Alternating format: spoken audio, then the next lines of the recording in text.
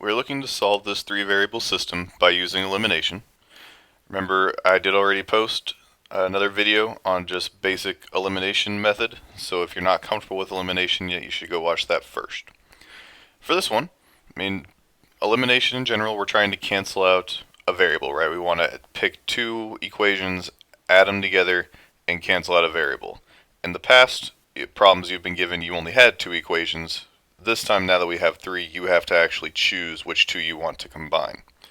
This is going to be a lot more work than just a two-variable system, because we're going to have to basically do elimination method multiple times, I guess you could say. So looking at this, for example, I think this problem is pretty well set up to cancel out x's as your easiest. Looking at equation 2 and equation 3, we're already able to cancel out x with those. So that's where I'm going to start. I'm going to take equation 2 and I'm going to add that to equation 3.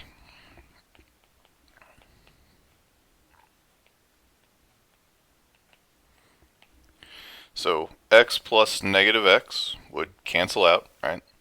Negative 2y plus 3y would just give me y. 4z plus negative 2z, or 4z minus 2z, would give me a positive 2z.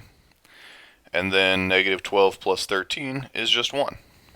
So we did successfully cancel out x, but unlike the past elimination problems that we've done, this alone is really not that helpful, because we still have a y and a z variable, and we can only solve out the equation if there's only one variable left. But we will be using this later on, so what I'm going to do is I'm just going to mark this as equation 4, because it is a new equation that I have found, and we will come back to it later. Now what we're going to do, we're going to go back up to these three original problems. I want to combine 2 again. I'm not going to combine 2 and 3, meaning not the same ones again, but I want to pick a different 2 and combine them. Still trying to cancel out x, we want to keep this the same, right? For example, I see that if I take equation 1 and equation 3, all I would have to do is multiply equation 3 by 2, and those should be able to cancel out. So if I rewrite equation 1, we've got 2x plus 5y minus 3z equals 14. For equation 3, I'm taking 2 times equation 3.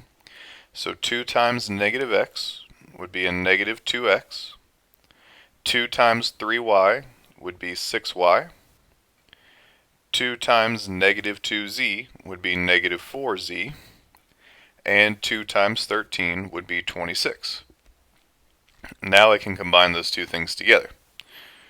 2x plus negative 2x would cancel out. That's the whole point. 5y plus 6y would be 11y. Negative 3z plus negative 4z would be a negative 7z. 14 plus 26 would be 40. Again, we have canceled out x. By itself, this equation is not helpful because we still have two variables of y and z. But what I'm going to do is I'm going to label this equation 5, now that we just created a new equation. And here's the part that makes it more work than another elimination problem, is now I'm going to take equation 4 and equation 5 and stack them together here.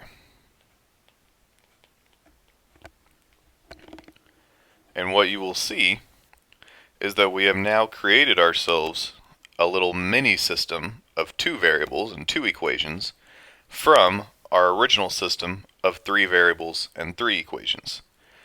So now it's almost kind of like a reset. Just looking at equation 4 and equation 5, we want to do elimination method for this system. That way, once we cancel out either y or z, we can solve out for our first variable, and then we can begin the process of plugging back in to get all three of them. So for this one, one thing I see I could do, I could take equation 4 times negative 11 in order to give me a negative 11y, so they would cancel out. So negative 11 times y is negative 11y. Negative 11 times 2z would be negative 22z. Negative 11 times 1 would be negative 11. And then I'm going to combine these two equations. So the y's would cancel out, that's the whole point. Negative 7z plus negative 22z would give me a negative 29z. 40 plus negative 11, or 40 minus 11, would be positive 29. Now, we finally have a single variable, so we can actually solve out. We'll divide by negative 29 on both sides, and 29 divided by negative 29 tells us that z is equal to negative 1, which is great, but do remember, this is not our final answer. This is one variable that we have found. We still need to find x and y. Now that we've found z, we know we can plug that back in. We do not want to go back to the original problem yet. The three original equations have three variables in them, so even by plugging in z, we would still have x and y left to try and solve out. Instead, we need to choose between either equation 4 or equation 5 and plug z into one of those. I think I will use equation 4 because that looks like that ought to take less time. So I'm going to take my z value and plug it into equation 4 so we can solve out for y. We would have y plus 2 times negative 1 now equals 1. 2 times negative 1 is negative 2. And then I would add 2 over to find that y is equal to 3. One step closer. We now have two variables, y and z.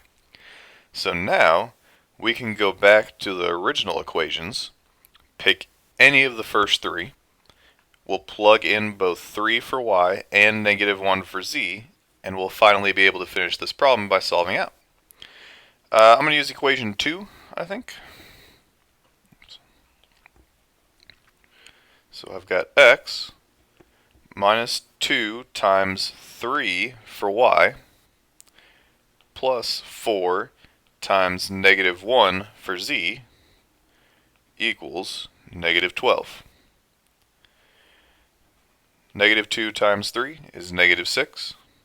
4 times negative 1 is negative 4. If we combine negative 6 and negative 4, we'd have x minus 10 equals negative 12. So we would simply need to add 10 to the other side, and that would tell us, since negative 12 plus 10 is negative 2, x is apparently equal to negative 2. For the final answer, just like with the two variable systems, I would still want you to put this in coordinate pair, coordinate trio, coordinate point form. So x value first, comma y value second, comma z value third. So negative 2, 3, negative 1 would be our final answer.